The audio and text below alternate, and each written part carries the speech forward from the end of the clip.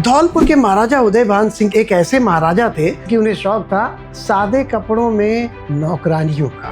महाराजा एकदम से अपने होशो हवास खो बैठे और उन्होंने लपक करके फगनी को वहां पे दबोच लिया। उस डॉक्टर ने सबको महाराजा की ये गंदी हरकत बता दी। महाराजा धौलपुर के होश हो गए। धुआं पूरे कमरे में भरा हुआ था और राम प्यारी बेहोश वहां पे जमीन में पड़ी हुई है। लेकिन अफसोस, राम प्यारी मर चुकी थी।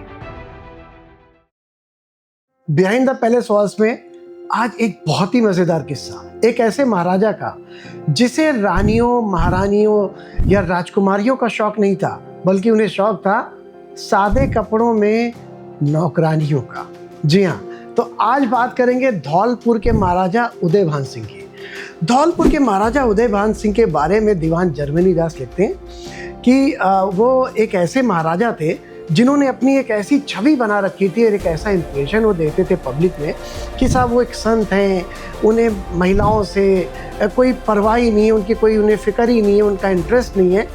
यहाँ तक कि वो कहते थे कि साहब मैं तो औरतों से इतना दूर रहता हूँ कि मुझे तो अपनी महारानी में भी इंटरेस्ट नहीं है। तो हुआ यूँ कि साहब वहाँ पर उदयपुर में उनके पैलेस से 5-6 किलोमीटर के दूर एक काफ़ी अच्छी झील थी। उसे कहते थे तालशाही, यानी कि राजा का तालाब। और उस तालशाही की खासियत क्या थी कि उसमें बहुत सारी बत्तखें, चिड़ियाएँ, ये बहुत साइंटिफिक तरीके से उसमें पैदा की जाती थी। और वहाँ पे साहब सर्दियों के दिनों में शिकार का टाइम होता था, तो रेजिडेंट, अंग्रेज़ ऑफिसर्स, राजा, महाराजा, ये लोग वहाँ पे इनवाइट किए जाते थे। अब वो आकर के वहाँ पर उन बत्तखों का शिकार करते थे। और होता क्या था कि उन बत्तखों को लाखों की संख्या में और चिड़ियों को वहाँ पे उनका ब्रीडिंग की जा रही थी। तो जब एक उनको उस तरीके से उठाया जाता था तालाब में, तो चिड़ियाएँ, बत्तखें कई फुट ऊपर तक उठती थी और राजा महाराजा उनका शिकार करते थे।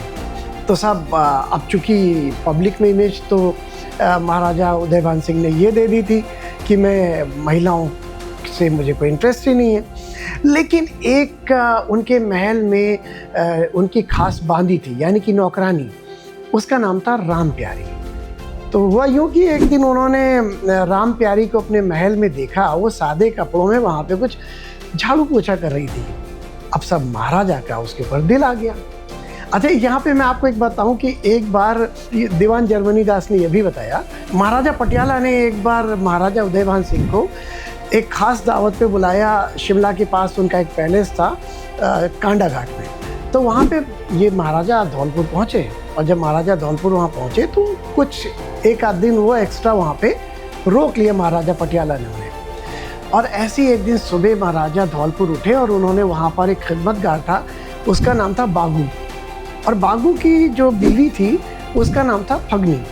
और फगनी क्या था कि वहाँ पे एक बांदी थी। तो वो बांदी को इन्होंने देखा कि वो इनके महाराजा धौलपुर के कमरे के बाहर कुछ डस्टिंग कर रही थी, बहुत सादे कपड़ों में।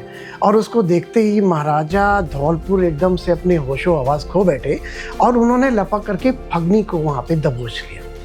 बहुत बवाल हुआ, बड़ी मुश्किलों से वो मामला महाराजा पटियाला ने दबाया और ये वहाँ से वापस भेजे गए। तो साहब अब वापस आते हैं यहाँ पे तालशाही के किस्से पे।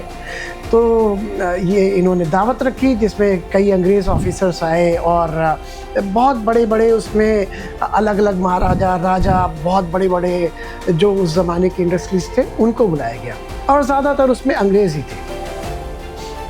तो होता ये था कि महाराजा तालशाही इनके पहले से सिर्फ 5-6 किलोमीटर दूर था।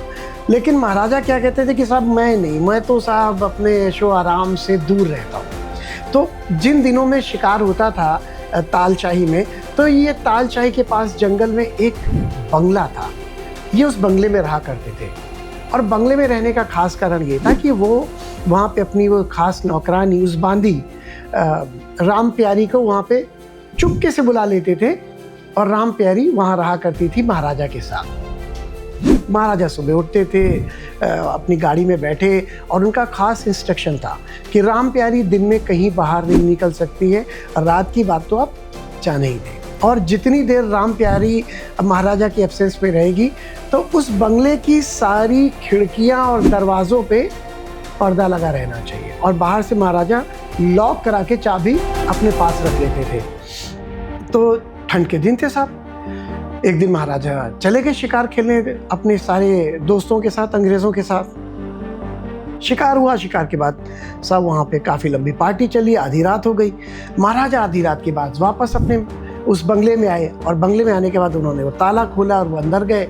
अंदर जाने के बाद उन्होंने राम प्यारी को आवाज़ दी, लेकिन राम प्यारी की कहीं से आवाज़ नहीं आ रही थी। जब वो अपने उस बेडरूम में पहुँचे तो वहाँ पे देखा कि एक कोयले की अंगीठी जो कि हल्की सी बुझ रही थी, उसका धुआं पूरे कमरे में भरा हुआ था और राम प्यारी बेहोश वहाँ पे ज़मीन में पड़ी हुई है। महाराजा ने पानी के छिट्टे मारे, राम प्यारी को जगाने की बहुत कोशिश करी, लेकिन राम प्यारी होश में नहीं आई। अब साहब महाराजा धौलपुर के होश हो गए। इन्होंने फौरन अपने जो इनका एक अंग्रेज़ डॉक्टर होता था उसको बुलवाया। वो अंग्रेज़ डॉक्टर उस समय तालशाही के पास अपने दूसरे अंग्रेज़ दोस्तों के साथ बैठा हुआ शराब पी रहा था। उसे जैसे ही पता चला कि महाराजा धौलपुर ने इमीडिएटली बुलाया तो वो घबराया कि शायद महाराजा धौलपुर अकेले रहते हैं उस बंगले में और उन्हें कोई प्रॉब्लम हुई है। जब वो अंग्रेज़ डॉक्टर उस बंगले में पहुंचा तो वो बहुत ही ज़्यादा भौचक्का रह गया। हैरान हुआ ये देख करके कि महाराजा धौलपुर एक प्रोटोकॉल के अगेंस्ट बाहर खड़े हैं बंगले के उसको रिसीव करने के लिए।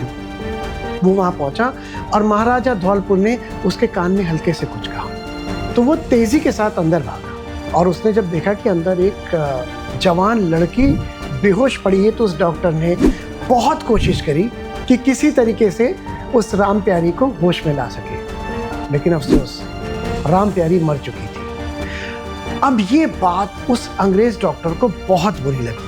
बोले साहब आज इतना ज़माना आगे बढ़ चुका है, यहाँ पे जो पार्टीज़ होती हैं उस पर रेजिडेंट दूसरे राजा महाराजा अपनी गर्लफ्रेंड्स को लेके आते हैं, अपनी मिस्ट्रेसेस को लेके आते हैं और आपने यहाँ पे एक जवान लड़की को चोरी छुपे एक कमरे में कैद करके रखा हुआ था।